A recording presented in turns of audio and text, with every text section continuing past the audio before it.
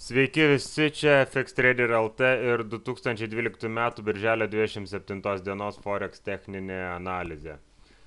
Taigi, pirmiausia, apie treidus, kuriuos jau turim ir pradėsiu nuo Poundo Ozio, kurį laikėm nuo pirmadienio, tačiau dėja šiandien jis buvo uždarytas ant break-even, tiksliau su minus 10 pipsų, nes taip ir nepasiekė savo targeto, štai čia. Na, padarysi. Tačiau euro Ozio shortas yra, atrodo, visai neblogai. Sumažintas stop lossas dabar pastumtas ant 1.2440, kas reikš, kad blogiausiu atveju bent jau 40 pipsų iš jo bus paimta. Aišku, tai nėra daug, tačiau vis šis tas, bet tikiuosi, kad nukris dar žemyn. Taip. Na, vakar taip pat kalbėjau apie poundo dolerio shortą. Ir jį gavome štai čia. Na, bet apgaulinga ši žvakė buvo ir kol kas esam nuostolėje. Tačiau stop lossas nebuvo pasiektas ir galbūt viskas dar bus gerai. Na, su Oziu doleriu, apie kurį vakar taip pat kalbėjau, taip nepasisekė. Šitokia taip pat apgaulinga žvakė įmetė mus į tą treidą ir dėja sekanti žvakė ir uždarė su 60 pipsų nuostoliu. Tas pats buvo su USD CAD, per šią žvakę ėmė treidą ir per šią žvakę buvo paimtas nuostolius minus 50 pips. Taip, kas šiandieną labiausiai patinka, tai jenos poros. Net pradėsiu nuo pačio dolerio jenos, kuris praeitą savaitę darė labai didelį kilimą, šią savaitę gan gražus kritimas ir po šios žvakės, kai buvo padarytas high ir low, aš uždėjau orderį ir jis buvo įvykdytas ir tikiuosi, kad pasieks šį targetą. Tuo pačiu esu long poundą jenoje, panaši situacija, retracementas, double bottom, dvigubas dugnas. Tiesą sakant, po šio kritimo aš laukiau shorto, tačiau to setupo taip ir negavau, o gavau vietoj to dvigubo dugno.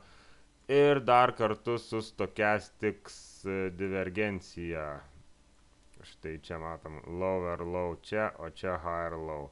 Ir atvirkščiai čia higher low, čia lower low. Tai mano nuomonė tai yra gan stiprus signalas ir vakar vakare buvo įeita į šį treidą.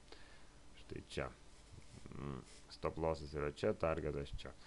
Tas pats situacija ir su Oziu jena. Lygiai gal stokastikos divergencijos nebuvo, tačiau irgi ieškojau iš pradžių shorto, tačiau kai negavau setupo, gavau dvigubą dugną su higher low, uždėjau tą treidą, vakar vakare buvo eitas ir kol kas viskas gerai.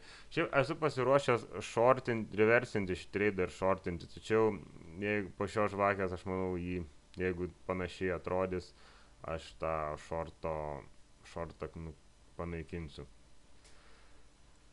Taip, CAD jenas aš apie jį minėjau dar vakar ir vakar vakare buvo įeita. Lygiai taip pat kaip su Oziu jenu aš esu pasiruošęs jį shortinti, tačiau galbūt kanceliuos po šios arba po kitos žvakės tą shortą, jeigu nueis į viršų. Tai, na ir dar turime Naujos Zelandijos dolerį ir dolerį, kurį vakarėjom short, irgi per šią žvakę, tačiau viską, kol kas labai baisiai nepabėgęs, stop lossai nepasimti. Šiaip buvo minčių eiti long, tačiau šis stora linija yra savaitinis 20 moving averages, kas labai gazdina galbūt šiek tiek, sakykim, ir nežinau, nesinori tokioj vietoj įeidinėti long. Tuo labiau, kai didelis trendas, tai parodysiu, čia dieninis dabar grafikas vis tiek yra žemyn. Nepaisant gan stipraus retracemento, vis tiek tai yra žemyn. Ir aš manau, kad nežinau, kaip bus iš tikro, tačiau aš manau, kad daugiau šansų, jog nuo šitos vietos atšoks kaina. Ir dėl to nenoriu rizikuoti. Na, bet jeigu gausiu nuostolį, nieko baisaus. Na ir kas dar? Dar turim Poundo Kedo orderį nuo seniau, turbūt nuo pirmadienio, kuris vis dar nebuvo vykdytas ant 1,59, 95. Štai čia stop lossas yra štai čia ir targetas yra štai čia. Tai va. Na tai turbūt ir tiek šiai dienai, daugiau kažkokių naujų aš nelabai matau kol kas. Ir taip treidų yra pakankamai, taip kad viskas tvarko. Ačiū uždėmesį, sėkmingų treidų ir iki.